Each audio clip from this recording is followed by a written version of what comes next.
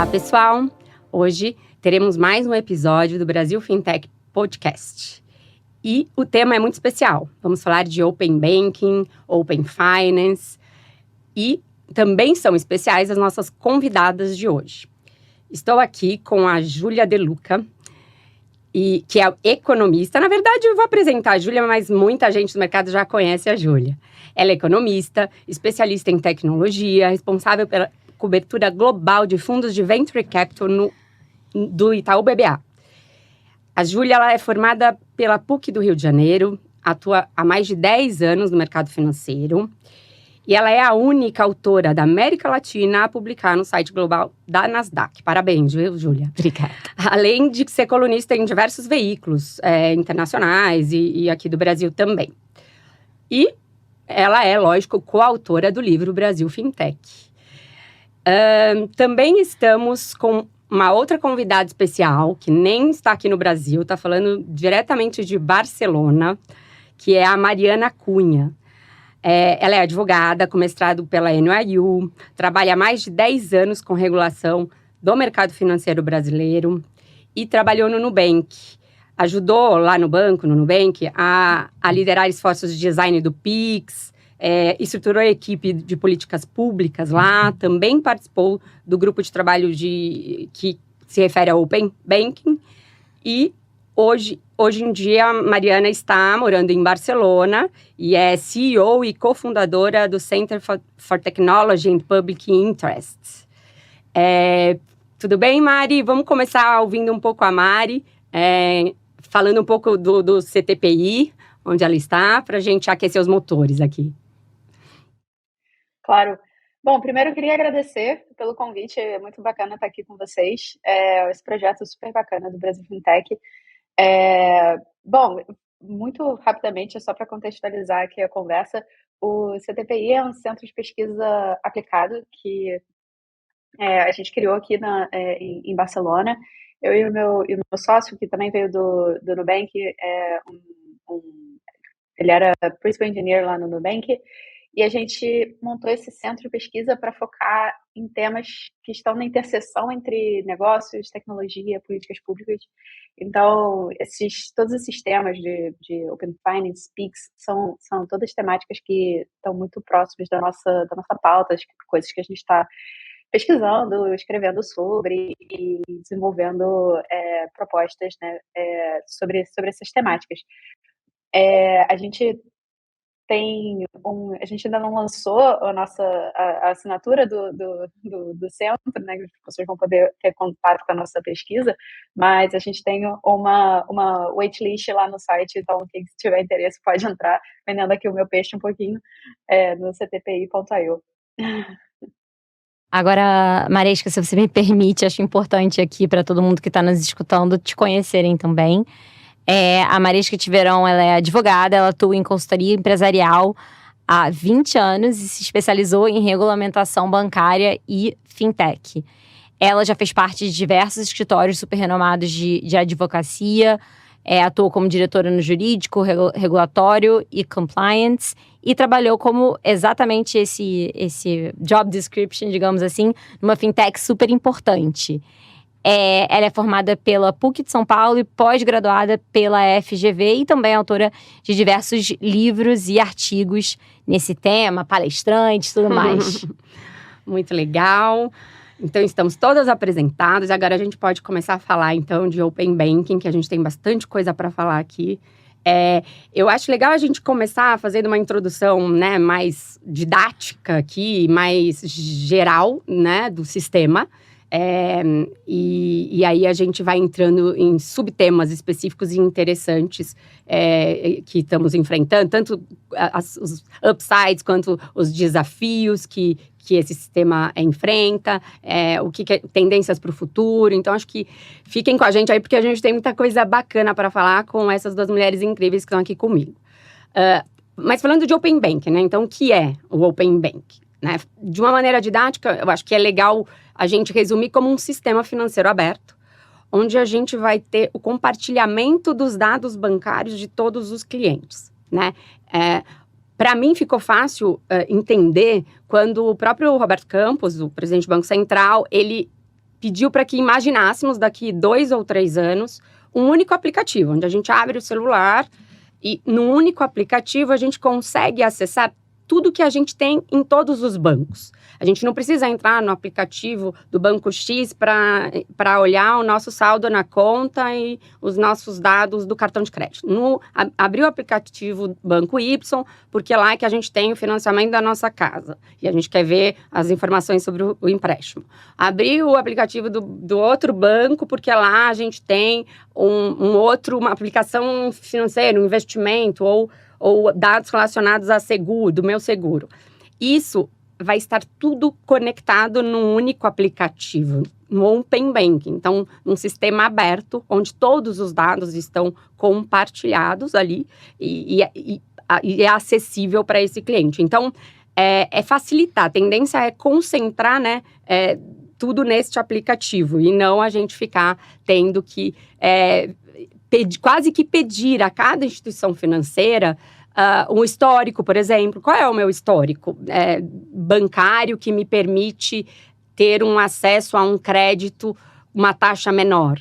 Eu só vou conseguir isso com facilidade naquele banco onde eu tenho relacionamento. E isso limita, né, a liberdade do próprio cliente de poder entender quais são as diferentes taxas que o mercado poderia ter para aquele empréstimo. E os próprios bancos acabam não conseguindo conhecer os consumidores. Eles só conhecem aqueles com os quais ele tem relacionamento. Então, a ideia é mudar bastante, né, a maneira com que a gente se relaciona com os bancos, né? Inclusive em termos digitais, porque é óbvio que fisicamente já mudou muito. A gente já não precisa mais ir a uma agência, a gente não precisa mais sacar dinheiro com Pix, a gente já não precisa andar com dinheiro na carteira. Mas o Open Banking, na minha visão, ele também começa a revolucionar a maneira que a gente se relaciona com o banco no Bankline, pela internet, pelo celular. Acho que só para completar, talvez, a definição de uma forma mais palpável para quem está nos escutando, acho que é importante algumas coisas que provavelmente você ia falar, mas só para... a primeira é que os usuários finais, nós que estamos usando os bancos, nós vamos ter que concordar em participar disso, né? E por que a gente tem essa fase anterior em que eu concordo? Porque a ideia central do Open Banking, que está no nome, né, é basicamente todas as instituições financeiras serem capazes de entender quem eu sou, meu perfil, do ponto de vista de crédito, como você mencionou, investimentos, etc., para que todas elas sejam capazes de dar as melhores taxas, as melhores condições para mim, né? Então, eu acho que a beleza do Open Banking, do Open Finance, enfim, cada um fala de um jeito, é justamente o consumidor no centro, né? Exatamente. A gente tem visto muito, você falou aqui, enfim, que eu cubro os fundos de tecnologia, a gente tem visto muito a retórica de empresas de tecnologia, que é o cliente no centro, né? Não, quem é? É o cliente, tudo é o cliente. Então, assim, acho que é muito interessante porque o Open Banking, ele nos coloca no centro. Nós somos capazes de topar ou não fazer parte disso e escolher ou não ofertas de outras instituições. É o empoderamento, né, Júlia, do cliente. E esse é o objetivo, um dos principais objetivos do regulador, né? E aí, lembrando que é um sistema regulado pelo próprio Banco Central, né? E criado por ele, justamente nesse sentido que a Júlia está colocando, empoderar o cliente. Porque hoje é como se quem fosse o titular dos dados bancários fosse o banco, né? E não o próprio cliente. Com o Open Banking, o cliente, ele, por um comando fácil e rápido, ele vai conseguir, como ela bem disse, desde que o cliente queira e autorize, né, esse compartilhamento, ele vai conseguir dominar o fluxo, tanto dos dados, quanto até depois até das próprias transações, né, que é o que acontece com o Pix, né. E é interessante uma outra frase que o Roberto Campos falou em uma outra oportunidade, que foi o Open Banking está para o Sistema Financeiro Nacional, como a internet está para a sociedade. Então, o que ele quer dizer com isso? A internet, a gente é muito livre para navegar na internet, para consultar, né, todas as informações que estão lá. Então, a ideia é que a gente também, como cliente, também tenha essa flexibilidade, né, desde que com sentido, né? Eu posso compartilhar ou não. Eu posso compartilhar apenas com este banco. Não é algo geral, é algo bem personalizado e feito com cuidado, né? Então, acho que isso é uma dos propósitos. E aí, estimular a competição, né, Júlia? Porque, obviamente, quando a gente fala que, a partir do momento que o cliente tem acesso às informações dos outros bancos com mais facilidade também, num sistema único, tanto das taxas de cartões de crédito quanto de empréstimo, e que, por outro lado, as fintechs, não só os bancos, mas as fintechs, também vão começar a ter o acesso ao histórico bancário desses clientes, a gente começa a entender que haverá maior competição entre os players. Né, Mari? O que você acha disso tudo? É isso aí. Eu ia fazer um comentário muito próximo disso que você acabou de dizer. Assim, acho que quando a gente fala do potencial do Open Finance, eu gosto de pensar em dois grandes elementos, né? Tem muito a ver com o que vocês acabaram de falar. Primeiro, essa questão de você poder ter relacionamento, você cinde a sua relação com o seu banco em dois pedaços. Uma coisa é a interface que você está, né? Qual é o aplicativo que você está usando, e quais são as funcionalidades que aquele aplicativo te dá. E uma outra coisa é quais são os serviços que você está consumindo. Né? Então, o Open Banking, um dos grandes potenciais, né, do Open Finance é fazer essa divisão que pode, né, com o tempo, gerar mais opções para o cliente, né, ter relacionamentos ou optar pela interface que melhor atende às necessidades dele, que faz uma organização dos gastos melhor ou alguma coisa assim, enquanto que ele pode continuar tendo uma escolha diferente para os serviços que estão ali por trás, né? Então, essa ampliação das opções que os clientes passam a ter. E, por outro lado, né, do lado dos bancos, nesse aspecto, né, dessa cisão da relação com a instituição, isso gera oportunidades, diferentes dimensões, né, para a competição. Então, enquanto que, enfim, a gente pode observar no tempo, né, assim, pensando ainda nas consequências de longo prazo, no potencial de longo prazo, uma especialização de alguns bancos em alguns serviços, sem ter que se preocupar tanto, talvez, com a interface que está sendo utilizada, né? Então, você passa a ter novas possibilidades, até mesmo no jogo da competição. E o que eu acho interessante também, o segundo elemento que eu acho interessante em relação aos impactos do Open Finance, né, o potencial, é justamente, né, quando você consegue colocar os seus dados em uma mochilinha e levar para uma outra instituição, você reduz o custo de troca, né, de instituição, e eu acho que aí entra a questão do consumidor no centro, né, como a Julia falou, porque isso aumenta, inclusive, tem o potencial de aumentar a pressão concorrencial, né, nesse aspecto, porque se o custo para eu deixar o meu relacionamento com o meu banco e ir para um outro lugar que eu acredito que possa me dar mais uma oferta melhor, um relacionamento melhor, se esse custo é mais baixo, então eu vou poder fazer mais disso, né? Então, a possibilidade de essa maior mobilidade dos clientes tende a aumentar a competição ou acirrar a competição, né, pela qualidade do serviço, qualidade de atendimento, etc. E eu acho que isso caracteriza muito o potencial de colocar o consumidor no centro do sistema financeiro. Né? Ótimo. E eu gosto de pensar um pouco também, fazendo analogias, assim, primeiro que eu entendo que o Banco Central olha para o Brasil e percebe que a maioria de nós, a gente tem um relacionamento com praticamente um banco forte, assim. É difícil você ter um histórico longo de relacionamento com vários bancos. Você está correta, 100% em relacionamento longo. Mas saiu uma pesquisa recentemente que a média do brasileiro é ter conta, pelo menos, em 3 bancos. Então, você já vê o início do próprio... do consumidor já, talvez, testando outras águas, Exato. né? Então, assim, já é, na verdade, o início do teste de quase um desespero, de não ficar só presa a uma instituição só. Eu acho que gerações anteriores, né, um pouco mais...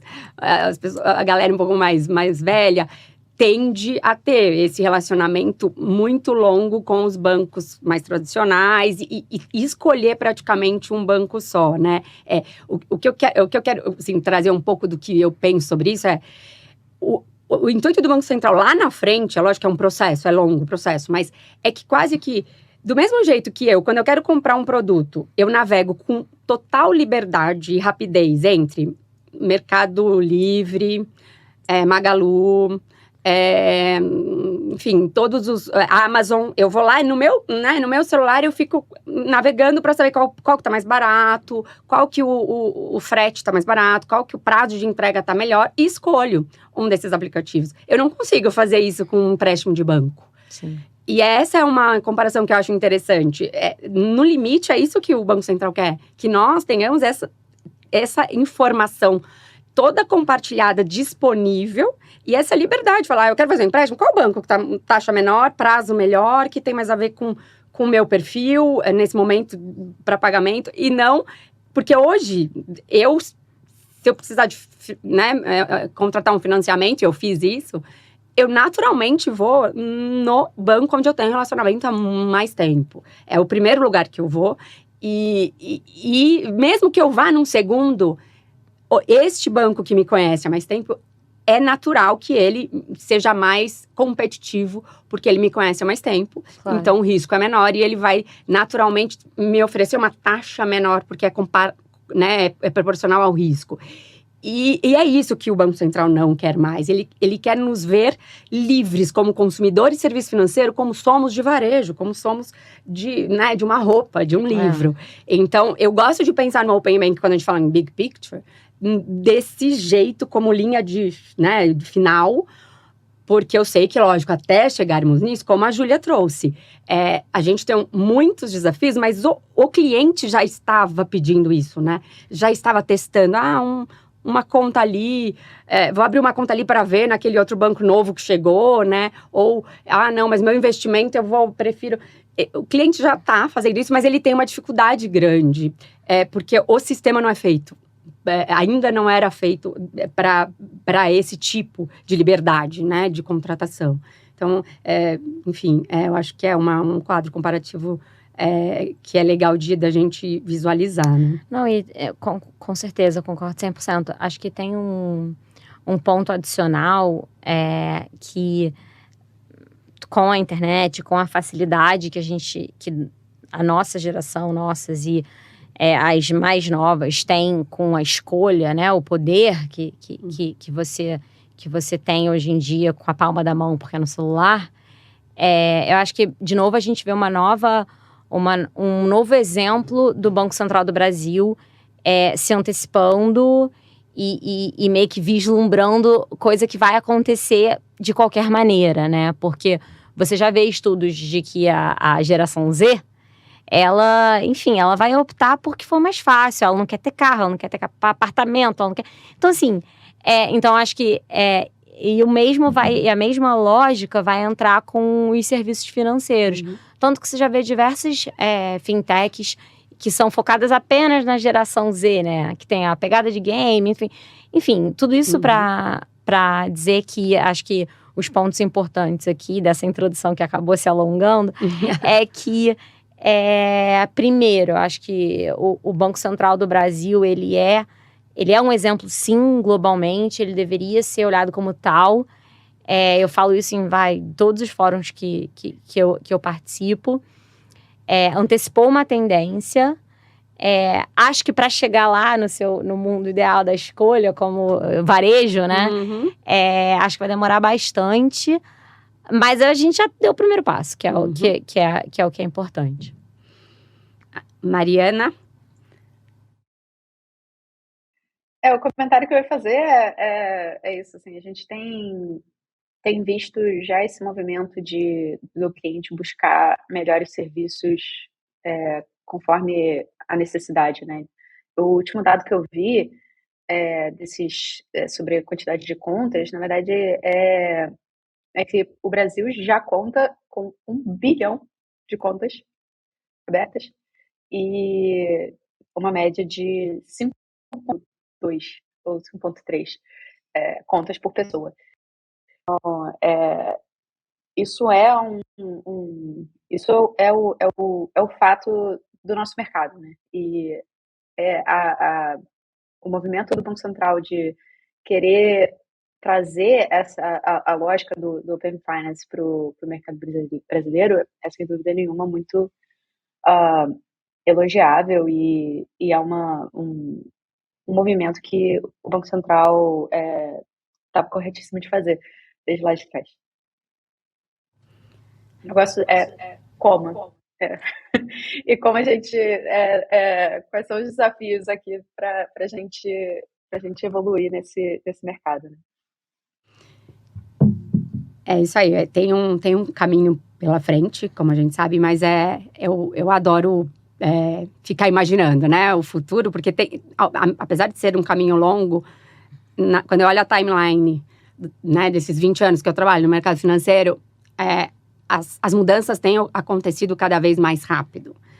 E até mais rápido do que a gente espera e estima, né, em termos de tecnologia no mundo financeiro e da maneira como a gente usa o dinheiro.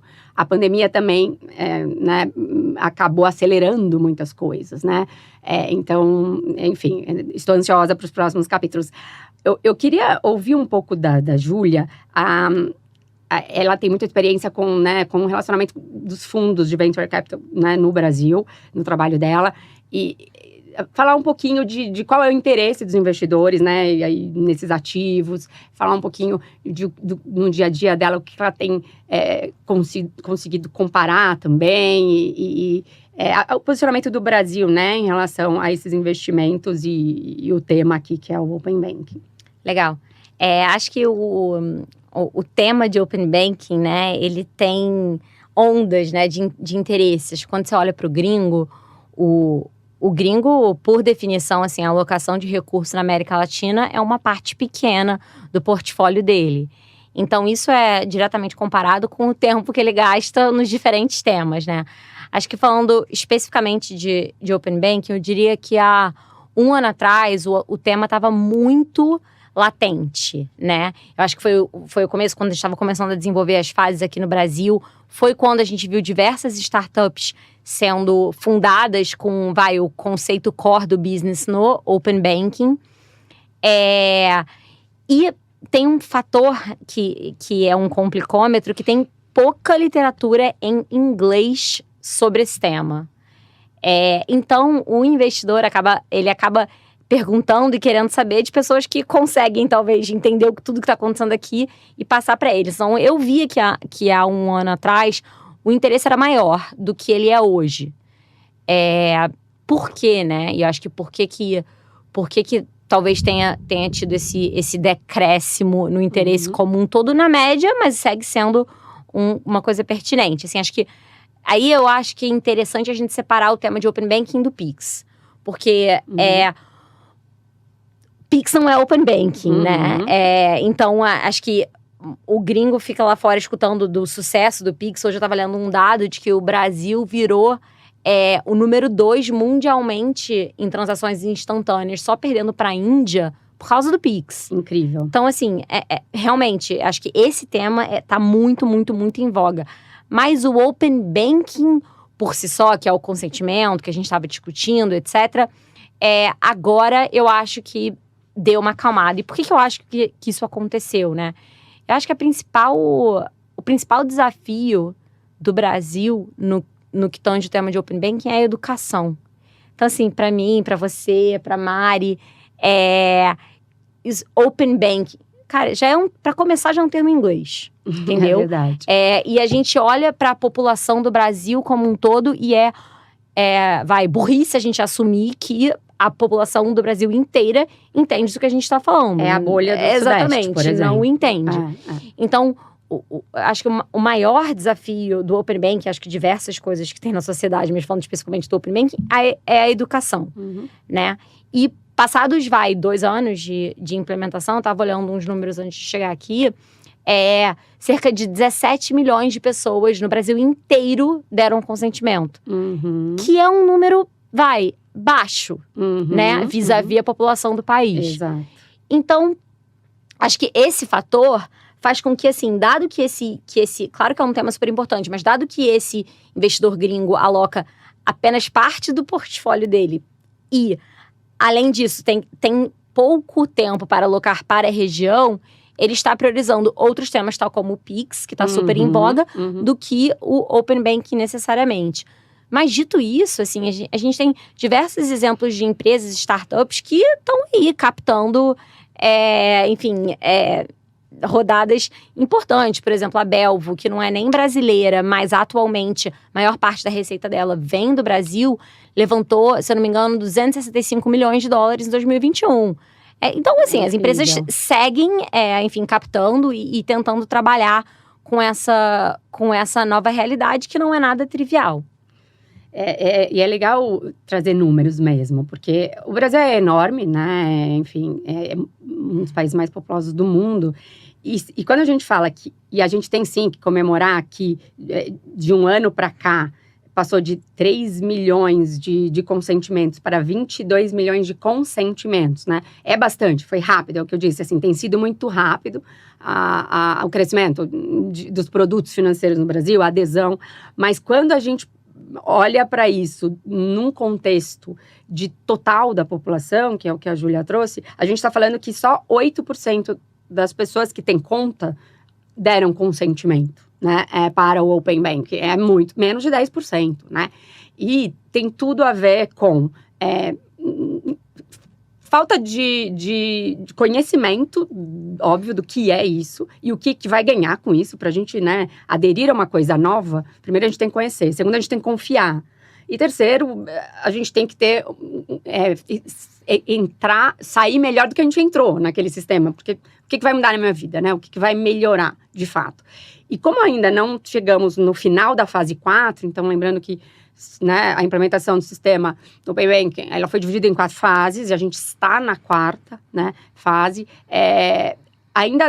Ainda falta um amadurecimento do próprio sistema, ainda faltam os desafios de interação e mais campanhas de informações, né? Esse é um downside, né? Acho que a gente tem a educação financeira ainda muito a ser explorada no país como um todo, e para fora também, que é o que a Júlia traz da experiência dela. Ou seja, a gente não está conseguindo nem se comunicar muito bem para investidores em inglês sobre o tema Open Banking, do que a gente tem feito aqui. Mesmo sendo um país extremamente avançado tecnologicamente em serviço financeiro, porque o país né? Sim. Na frente até do Japão e do Japão, por exemplo, sim, né? Estados Unidos.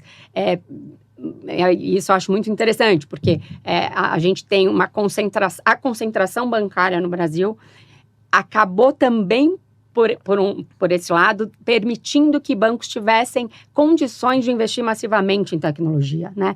E além de um regulador que estimula e de uma população que gosta de tecnologia. O brasileiro gosta de tecnologia. Por isso que smartphone tem mais pessoas com o celular na mão do que conta, né? Redes sociais, somos campeões de adesão. Então, acho que tem aí boas características, né, que favorecem tudo isso, mas de fato ainda está muito longe da gente dizer que o Open Banking já pegou como um todo, né? Um outro dado que eu acho legal falar também é que somente 40% dos brasileiros sabe que existe, Não é nem que sabe o que é, sabe que existe. As pessoas não sabem que existe. É engraçado você falar isso, porque eu vi um dado que era muito menor. Acho que mas eu acho que talvez você já sabe o que é. Mas era assim, acho que era 9%. Então era... Que sabe exatamente como funciona, né? Como vai funcionar. Exato. Eu gosto sempre de trazer, porque acho que a gente fica muito nesses assuntos que a gente está falando, seja tecnologia, seja open banking, a gente fica muito viciado em falar com pares, então a pessoa já sabe exatamente sobre o que você está falando, né? Aí eu sempre gosto de trazer nesses fóruns, exemplo do meu pai, que é dentista. E ele fica falando que eu falo grego, né? Que eu tô falando português, mas eu falo vários termos em inglês, e enfim. E aí, trazendo um pouco talvez, da população como um todo, que vai, nesse caso específico, educada, fala inglês e etc. Ele fica... A questão dele é, mas já estão roubando todos os meus dados na internet, roubando aqui, roubando ali. Eu ainda vou deixar o meu banco dar os meus dados para outra pessoa. Então, assim, a gente tem uma barreira importante de educação, sabe? Para a população como um todo. Com certeza. E aí, nesse ponto, a gente tem, acho que, 2 grandes desafios. Educação bem didática para quem está muito distante, que é até diferente do seu pai, está mais distante ainda, que a gente começar falando um pouco, né? A gente está falando de um Brasil enorme, de regiões do Norte, do Nordeste, e que a gente deveria, e que tanto quanto nós deveríamos estar na mesma página sobre o que significa esse sistema e por que ele é benéfico. E aí tem a gente já falando agora de pessoas que mesmo tendo condições de entender e estar próximo de nós, está aqui no Sudeste, mas ela começa a ter medo, ter receio de abrir dados e, de novo, volta para aquilo. Eu tenho receio quanto à segurança e eu não sei exatamente o que eu estou ganhando com isso. Então, e aí eu acho que também tem um pouco do amadurecimento do próprio sistema, né? Como é o Pix. Experimentou, fez, deu certo, viu que é muito melhor mesmo do que qualquer outra TED ou qualquer outra maneira, ou dinheiro físico, e não teve um problema, então vou fazer de novo. Então, por isso que também tem a experiência, né? Que é importante. E você, Mari, o que você acha? Boa. Acho que esse ponto da educação eu acho muito interessante, mas eu queria fazer aqui talvez um pouco o trabalho do advogado do diabo e questionar se educação é realmente o ponto, pelo seguinte: qual é a forma como eu tenho visto essa questão? Ainda não está, que é um pouco o que você acabou de mencionar sobre não estar claro para o cliente qual é a vantagem efetiva que ele obtém com o Open Finance, né? Porque eu tenho dúvida se é efetivamente indispensável que as pessoas entendam perfeitamente como funciona o Open Finance para elas quererem aderir e se beneficiar do Open Finance, uma vez que esses benefícios estejam claros, né? Um pouco pensando nesse paralelo com as pessoas aceitando compartilhar os dados do Facebook para fazer um quiz no BuzzFeed e descobrir qual é a casa de Hogwarts. O ponto talvez seja menos que as pessoas entendam exatamente. Parece que seja muito importante por outras razões. Por uma questão de privacidade, por uma questão de educação de dados, eu acho que é absolutamente fundamental. Mas, assim, do ponto de vista da adoção, eu tendo a achar que o que realmente muda de figura, né, vai mudar a agulha de lugar, quando a gente tiver efetivamente casos de uso demonstrando e tornando clara o benefício para o cliente com esse compartilhamento. É uma tese, eu acho que é polêmica aqui na nossa conversa, mas acho que é um ponto para a gente considerar também. Eu concordo, eu acho que macaco fez, macaco viu, macaco faz, sabe? Eu acho que a gente, quando percebe que está funcionando, né, o ser humano, assim, percebe que tem algo que é bacana, que tem muita gente começando a fazer, também existe até a curiosidade para testar, né? Mas eu acho que o ponto sobre segurança, por exemplo, né? Eu acho que acho que vale a pena dizer aqui, né, que o compartilhamento de dados, isso que a Júlia trouxe, que o próprio pai dela fica inseguro, né? Para que eu vou, já compartilho tanto, e agora bancário, porque aí tem uma insegurança, porque a gente está falando de banco, de, né, dados financeiros. Até meus dados financeiros também vou compartilhar, mas eu acho que vale trazer um pouco que não é o Open Banking que vai fazer muita diferença em termos, né, dos nossos dados, assim, e de segurança, de privacidade, né? Jamais o Banco Central vai instituir, criar um sistema aberto, né, de compartilhamento de dados bancários sem que isso seja a prioridade, né, a segurança. Então, inclusive, vale dizer que todas as instituições que participam, né, do sistema aberto, do Open Banking, elas são reguladas pelo Banco Central, né? Então, a gente, no fim, o que eu quero dizer é talvez um pouco ingenuidade a gente achar que tem um monte de aplicativo, né, de bancos diferentes no celular e a gente, cada hora abre um, abre outro e que isso a gente está seguro e que ter um sistema regulado pelo Banco Central, aberto, onde eu que dou o meu consentimento, como eu faço com todas as outras contratações pela internet ou pelo comércio eletrônico, vai ser mais arriscado, né? Não, isso, na minha opinião, não. Pelo contrário, porque a gente está falando de um ambiente regulado por né, uma instituição que já está, desde sempre, muito acostumada em se preocupar com segurança, com né, crimes financeiros, mais do que outros ambientes da internet, onde a gente compartilha dados. Então, eu acho que é legal trazer um pouco isso, né, Mari? Com certeza, eu estou totalmente de acordo. Isso é interessante porque por ser um ecossistema, né, como você mencionou, né, essas instituições elas já são obrigadas a viver um padrão de segurança que é super elevado, né? Inclusive, antes de editar a resolução do Open Finance, o Banco Central fez todo um trabalho de regulação de segurança cibernética, né, que o próprio Banco Central traz como sendo um grande antecedente do Open Finance, né? E eu acho que o outro ponto é isso, assim, eu gosto de dizer que o Open Finance é a operacionalização do direito de portabilidade dos dados, sabe? Então, acho que dar esse foco de que você não está compartilhando os seus dados porque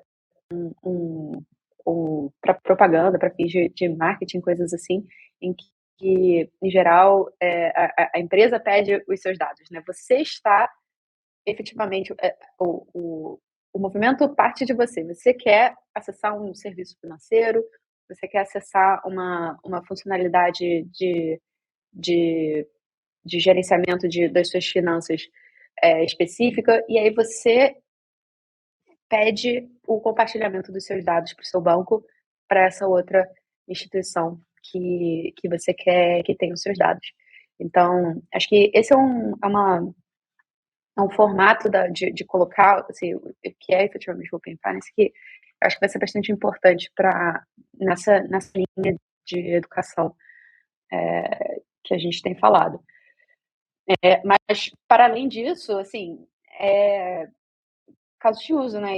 E assim, eu trabalho com Open Finance desde 2018, quando o Banco Central começou a discutir essas coisas. Trabalhei em empresas focadas exclusivamente nisso, inclusive.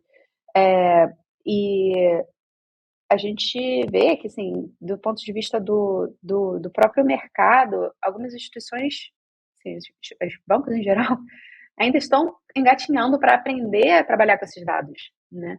Então, a gente fala que a adoção vai depender da construção de uma proposta de valor para o cliente, mas que, por sua vez, depende dos bancos conseguirem explorar esse ambiente para terem esse know-how de como aproveitar esses dados para efetivamente entregar esse valor. Então, essa é uma questão que leva tempo, de fato, como a Júlia mencionou, né? Com certeza. É uma revolução. A gente não está falando de uma mudançazinha, né? De um sistema, de um tipo de sistema para outro. A gente está falando de uma revolução tecnológica dos serviços financeiros e da maneira como como o consumidor se relaciona com bancos. Então, revoluções não acontecem overnight. A gente vai ver isso. Até assim, o próprio Banco Central fala, nem o Banco Central sabe quais são todas as mudanças que o Open Bank vai trazer a longo prazo, a médio prazo. Muitas coisas vão acontecer que não tem como prever, né? Seria a futurologia, né? Inclusive, oportunidades para novas fintechs, na minha opinião, porque você começa a ter nichos que passam a ser criados por conta da maneira que se usa banco e que se relaciona com dinheiro, né? Que vai mudar. Então, eu acho que tem isso. E só para a gente contextualizar um pouquinho mais também, antes de eu passar para a Mari, uma pergunta mais voltada para a experiência dela também fora do Brasil. Mas antes disso, eu acho legal a gente também falar um pouquinho das fases, né? Que eu tinha começado a falar. Então, lembrando que o Open Bank, ele está sendo implementado, né? Ainda não terminou. Ele começou na fase 1 com uma padronização, né? Que a gente fala do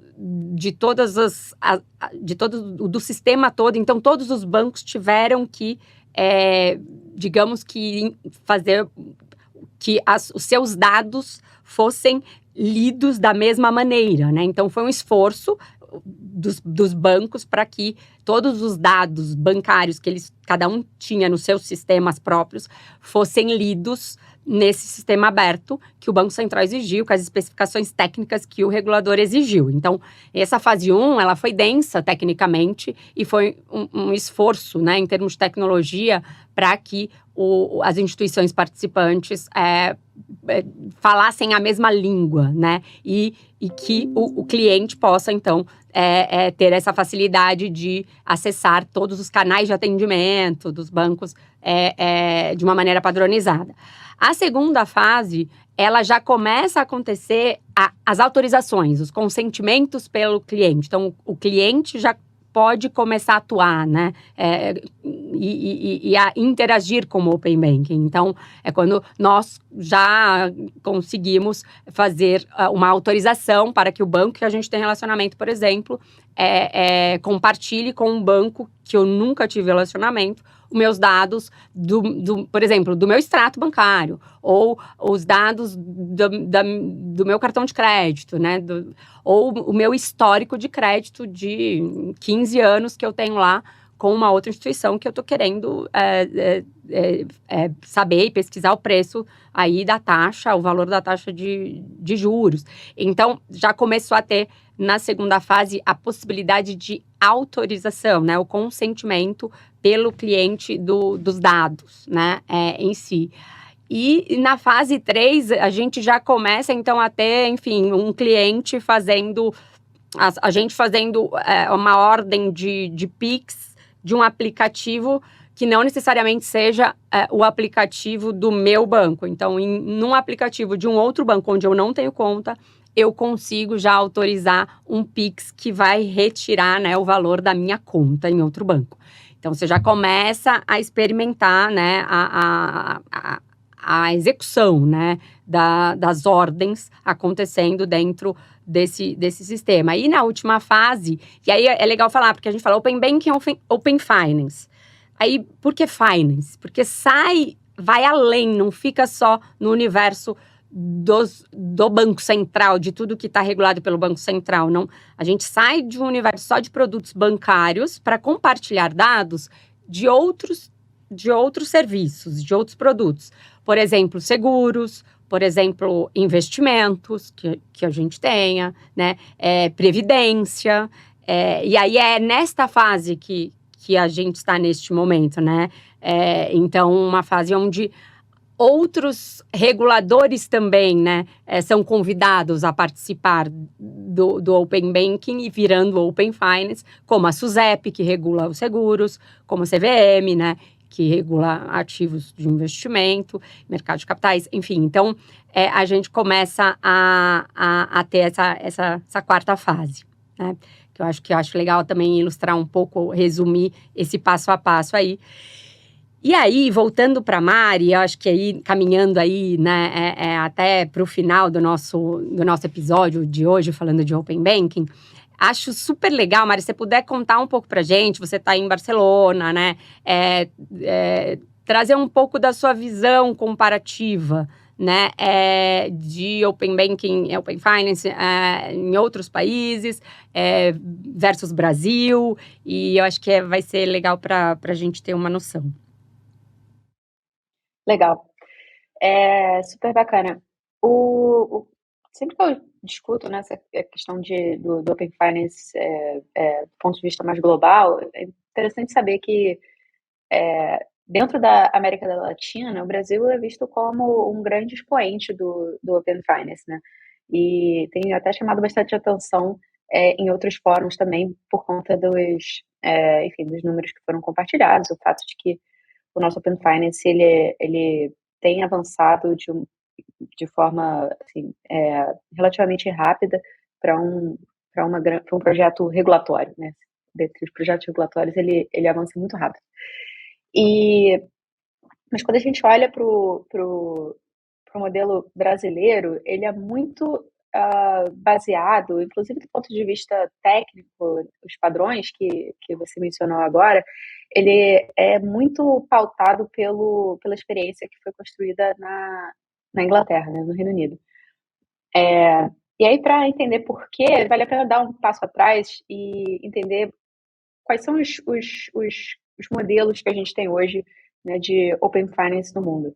A gente tem um modelo que a gente pode chamar um modelo norte-americano, né, dos Estados Unidos, que é um modelo em que você não tem uma regulação que imponha a abertura dessas APIs, a abertura desses dados, né, a acessibilidade desses dados.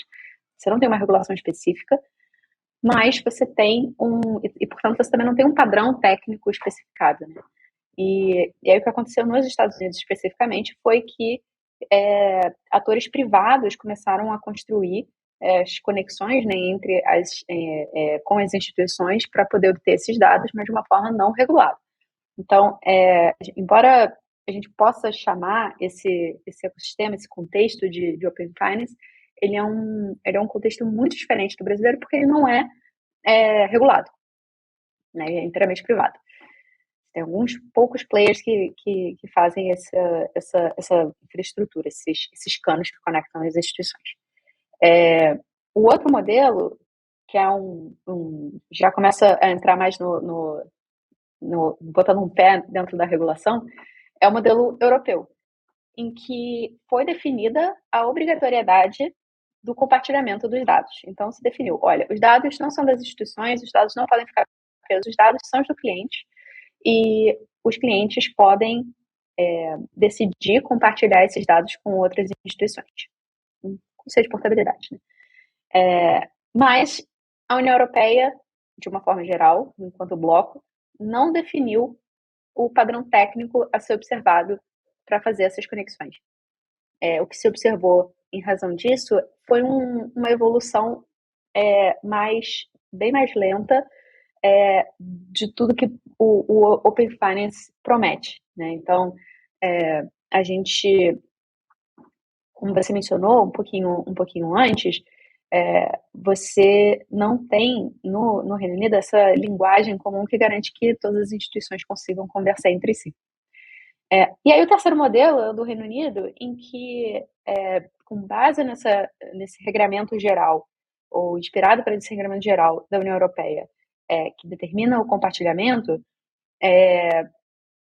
foi dado um passo além e foi determinado a obrigatoriedade da adoção também de um padrão, para reduzir o custo, né, de você fazer essas conexões. Então, foi aí que o Open Finance do Brasil foi se inspirar. Qual foi o problema, do meu ponto de vista? Onde os problemas começam? No fato de que a gente começou a gente impôs o modelo, mas a gente também se baseou muito do ponto de vista técnico no padrão que foi criado no Reino Unido. O que, sem dúvida nenhuma, trouxe algumas vantagens, reduzindo a complexidade da criação do padrão, porque era uma coisa que já estava pronta, mas que, por outro lado, significou que a gente, de certa forma, perdeu uma oportunidade de construir algo que fosse mais, assim, que tivesse mais a cara de como o Brasil constrói tecnologia do mercado financeiro. A gente mencionou que o Brasil é um expoente no mundo em tecnologia financeira, mas a gente deixou passar essa oportunidade. Como a gente tem visto isso, né? Assim, o Brasil, como você mencionou, ele tem avançado mais rápido que o Reino Unido, até por conta dessas características próprias, né? Assim, o brasileiro é mais conectado na tecnologia e coisas assim. Mas, assim, a gente tem essa eu falo que eu trabalho com isso desde o início desse processo todo. É uma coisa que eu falo desde lá do início. A gente precisa, olhando para o futuro, ter certeza que a gente consegue construir esses próximos passos do Open Finance se apoiando nas coisas boas que a gente tem no Brasil, inclusive na tecnologia do Pix, na facilidade que é a construção dessa infraestrutura geral que conecta todas as contas pode fazer para o nosso ecossistema. É verdade. Então, muito bacana você trazer essa visão, porque a gente sabe que realmente o próprio Banco Central ele se inspirou né, no Reino Unido, quando a gente fala de Open Bank, porque é ali que começou.